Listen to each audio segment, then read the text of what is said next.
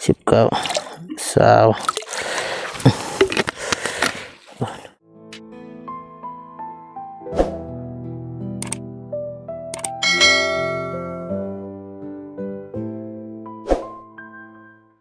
โอเคเปิดภาพมาที่เบาฝนอีกเท่านึงพี่น้องหลังจากที่ว่าเบาฝนได้ไปหาทางน้องเดิมแล้วก็ได้อัปเดตเพื่อนน้องเดิมมาไปหอดใส่แล้วก็เบาฝนก็ได้เดินทางมาส่วนคือเก่าพี่น้องมีแต่ว่าฝากติดตามฝากรับชมฝากเป็นกำลังใจให้เบาฝนเด้อพี่น้องอย่าพาเบื่อกันโอเคกับทักทายสบายดีและสวัสดีพ่อพี่น้องบัดสู่คู่สู่คนบ่อยู่ในและกต่างประเทศก็ยินดีต้อนรับเข้าสู่สองเบาฝนลาวไต่คือเก่าคือเดิมพี่น้องมื้อนี้เบาฝนก็มาฉีดยาเนาะสีแรงๆพี่น้องตอนนี้ประมาณ4 โมงประมาณนี้4 โมงแรงเพราะว่า4 โมงเป็นยังต้องมา4 โมงคือบ่มาแต่เช้าเพราะว่าเฮาจะฉีดยาเฮาต้องให้อากาศหรือว่าให้สภาพอากาศมันเย็นก่อนบ่ให้ฉีดตอนแดดเนาะให้มันบ่ให้มันมีแดดนะบอกง่ายๆซะเพราะว่าฤทธิ์ของยามันจะแห้งมันจะกรอบนะตอนเฮาฉีดตอนแดดมันจะแห้งไว้แล้วก็เฮ็ดให้กาแฟหรือว่าใบกาแฟมันจะดูดสารอาหารบ่ได้แต่กับบ่หลายนะพี่น้องเนาะตอนนี้ก็เดินทางมากับน้องคือเก่าพี่น้องเป็นผู้ช่วยเนาะไปเดี๋ยวบ่พ้นกับสิถ่ายภาพบรรยากาศ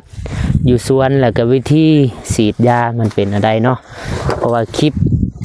ปลูกคลิปยังน่าจะมีแหละคลิปเก็บแต่ว่าคลิปฉีดยาบ่พ้นกับสิถ่ายให้พ่อให้แม่ให้ผู้ใหญ่ใจบุญได้เบิ่งอีกเทื่อนึงไปชมเบิ่งบาดนี้ทางหน้าบ่พ้นนี่ก็จะเป็นเถียงนา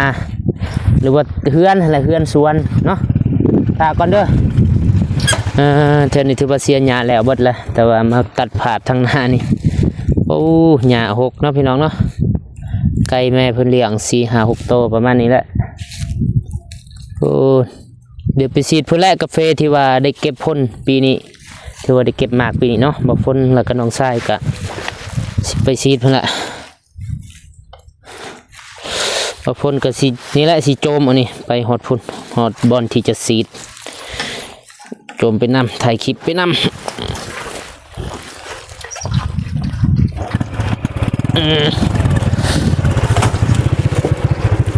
ไอ้ตาทับเลยนะเลย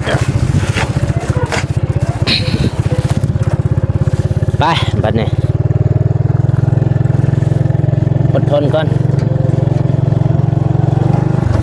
ขี่รถไปพุ่นละ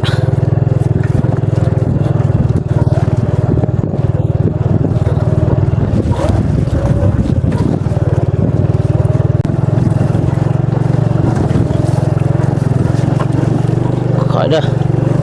โอ้รถติดโอ้เจ็บปะ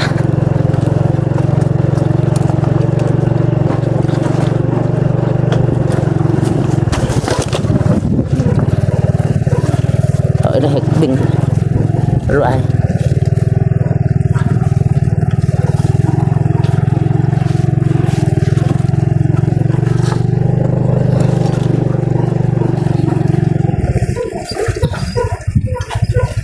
อยู่นี่แหละ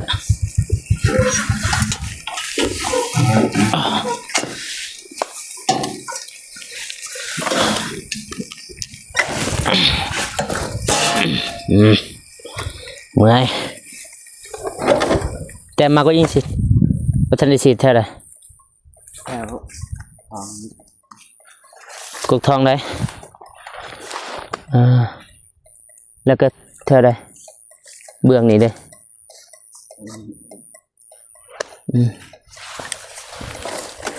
ไปพี่น้อง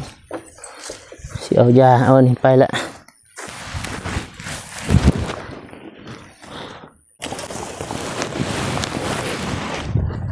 หมวกเด้พวกใส่เองแล้วสิ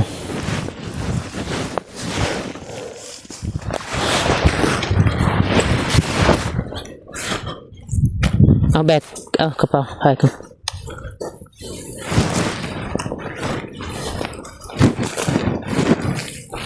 เย็นก็เย็นไม่ถ่ายโอ้ไม่อยู่ใช่ไหม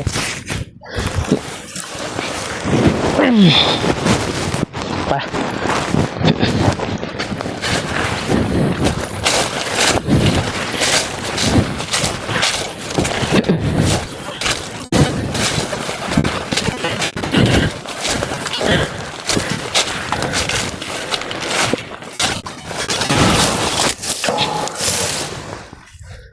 หอดอยู่บ่พุ่น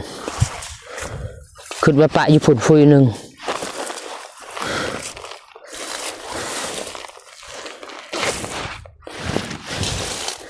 เปลี่ยนบ่หอดดอกใส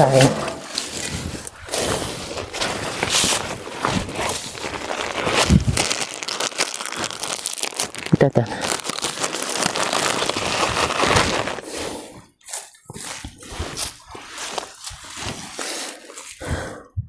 เอาไว้เครื่องกลางเลยมันจังพอดีอันนี้นี่ไก่ๆนี่เอาไว้อยู่นี่โฟนยังยาวบ่ฮอดดอกไผพาปะกูฟื้นเนี่ย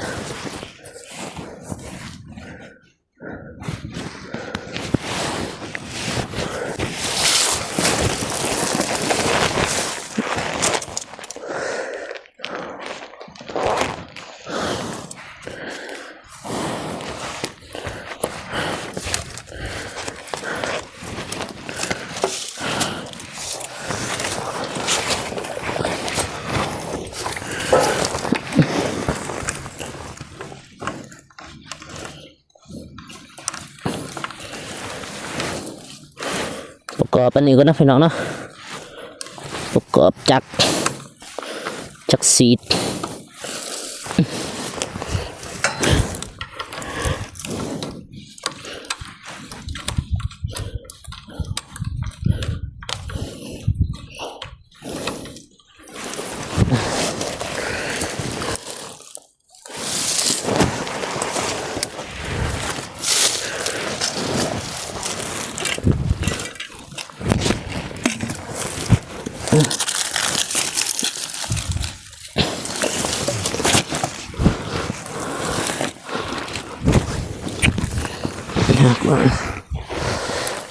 อีกอย่างแต่บอกอาจจะไปถ่ายดอก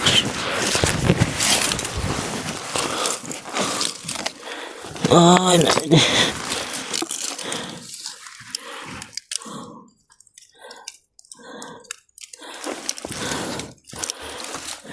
อันนี้ดัง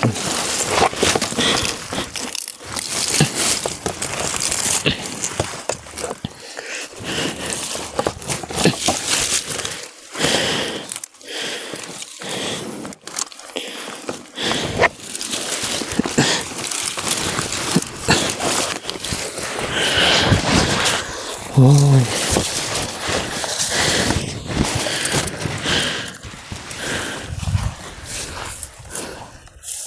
เลย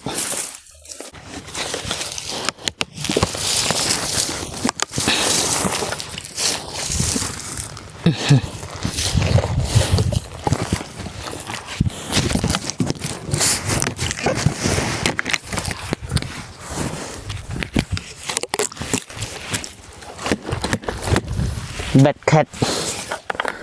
ผสมยาก็นะพี่น้องเนาะบุหัวทางไทยพุ่นใช้ขนาดลายปันใดบอกพุ่นใช้นี่20 ฝา1 2 3 4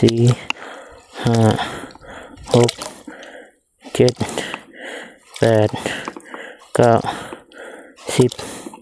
11 12 13 14 15 16 17 18 19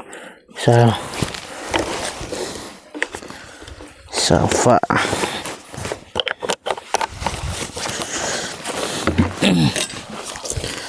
ตามมา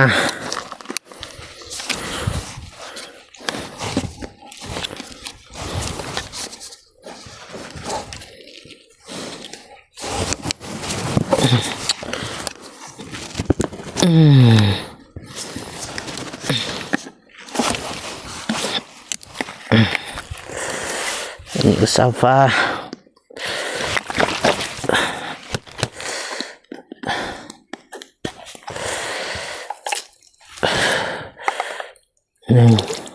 2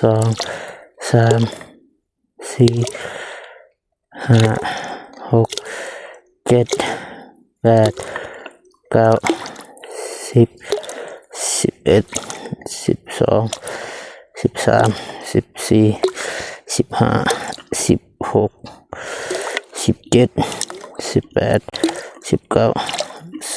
11121314151617181920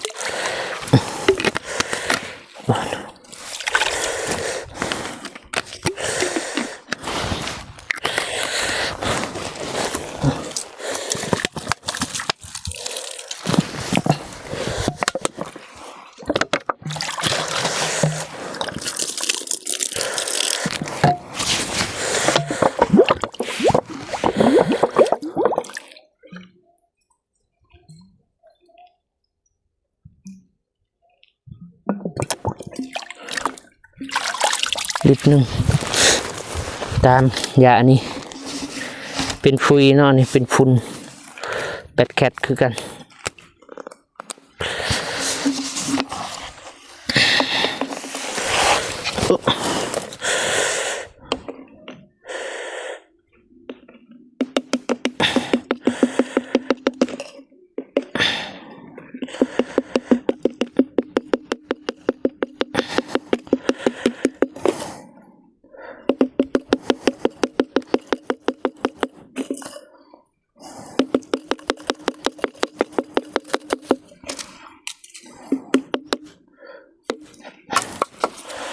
ตัวนี้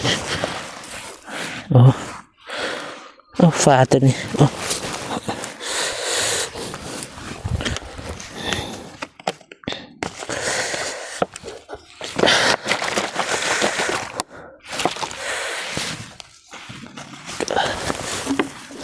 เกือบ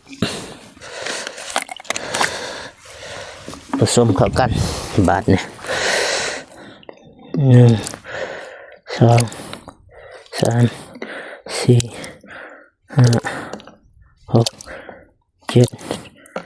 8 9 10 11 12 13 14 15 16 17 18 19 20โมเมน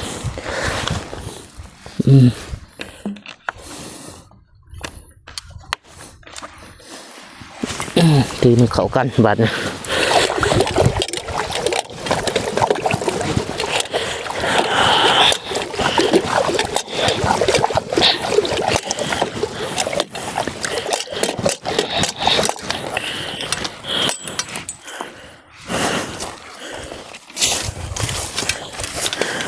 ลองจักก่อน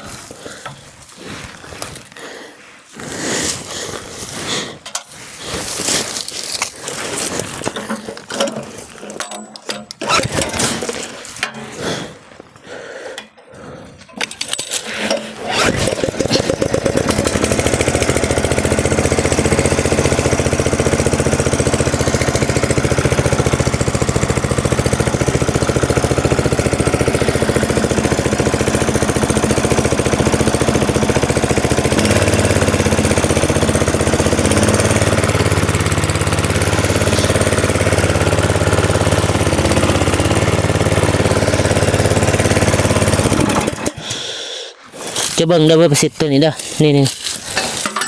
บัดเวลาคอยสีดโดนๆนี่เอามาเวลาสีดโดนๆนี่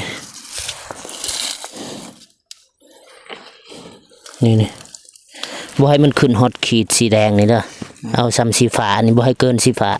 คันเกินสีฟ้ามันสิเข้าสีแดงจะก็ปล่อยอีกตัวนี้ปล่อยบ่ให้มันแห้งนะบ่ให้ลมโอเคพี่น้องเดี๋ยวบ่พ้นก็สีดก่อนเนาะมีเวลาบ่พ้นก็เสียบเดือดให้เบิ่งอีก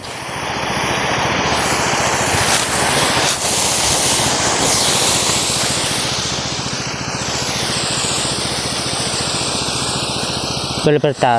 อย่าติงติ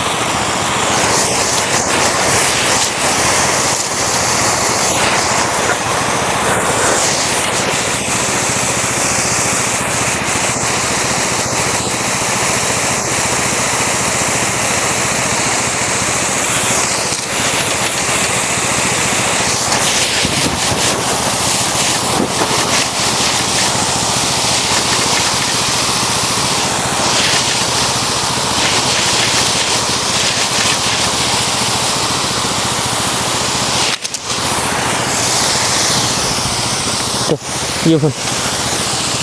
ไปอยู่พุ่น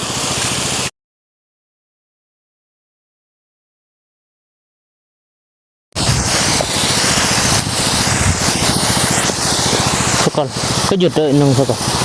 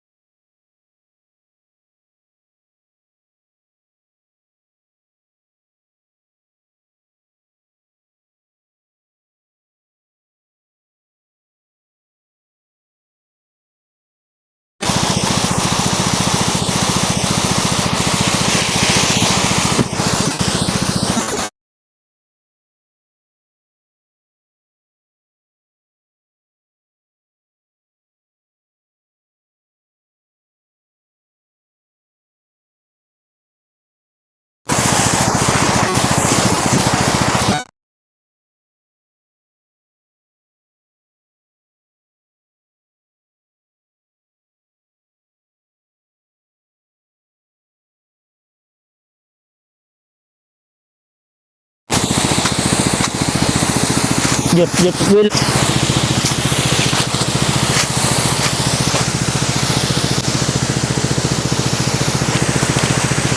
สิเบิดแล้วบ่จักน้ำเบิดแล้วบ่ ถึงนึงยังลายอยู่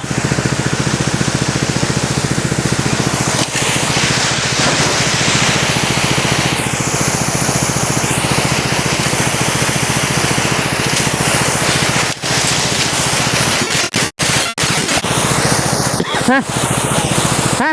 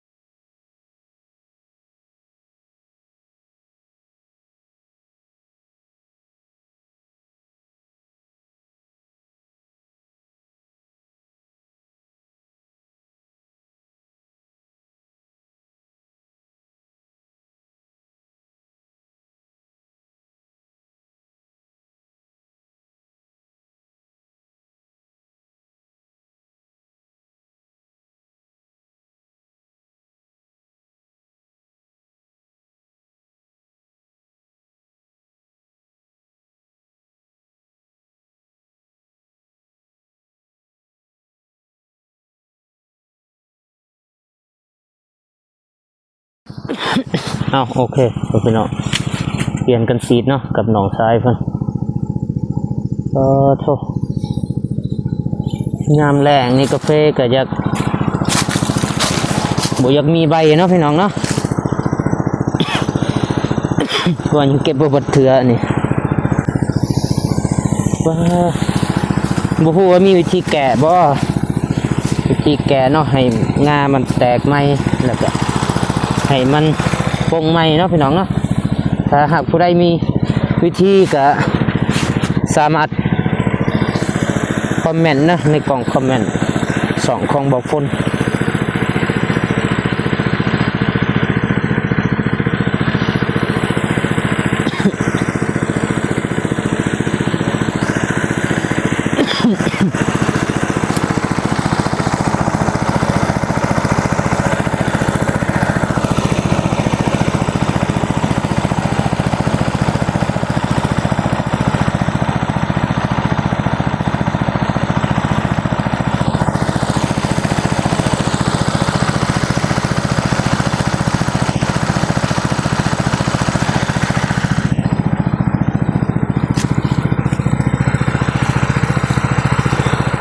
โอเคพี่น้องตอนนี้ก็เวลา6 โมงเนาะแต่ว่าเบิ่งในกล่องคือบ่มืดบ่ค่ำปานใดเนาะแต่ว่าจากโมงละ6 โมงยังอีก3 นาทีก็สิฮอด6 โมงตรงทางบ่ฝนแล้วก็น้องก็สิกะเกียมแล้วก็สิออกเดินทางกลับบ้านพุ่นแหละโอเคพี่น้องก่อนอื่นหมดบ่ฝนก็บ่ขอบใจผู้ใหญ่ใจบุญ MC ทุกท่านเนาะที่เข้ามาเบิ่งมาติดตามรับชม2ของเบาฝนแต่ต้นจนจบเนาะเบาฝนขออวยพรให้ผู้ใหญ่ใจบุญ MC ทุกท่านจงอยู่เย็นเป็นสุขสุขกายสุขใจสุขภาพแข็งแรงเด้อความเจ็บบ่ให้ได้ความไข้บ่มีบ่ให้ไปกับผีบ่ให้มีกับเพิ่นเด้อให้ลำลำรวยๆปรารถนาสิ่งใดขอให้ได้สิ่งนั้นสมดังปรารถนาไปใส่มาใส่เฮ็ดอันเนี้ยเฮ็ดอีหยังหรือว่าเฮ็ดอันใดธุรกิจการงานอันใดขอให้ราบรื่นให้ประสบผลสำเร็จ แล้วก็ให้เจริญหุ่งเฮืองทุกๆด้านเด้อโอเคเบาฝนก็สิขอจบคลิปเพียงเท่านี้เนาะพอกันคลิปต่อไปสำหรับคลิปนี้เบาฝนแล้วก็น้องทรายก็สิขอจบคลิปเพียงเท่านี้บ๊ายบาย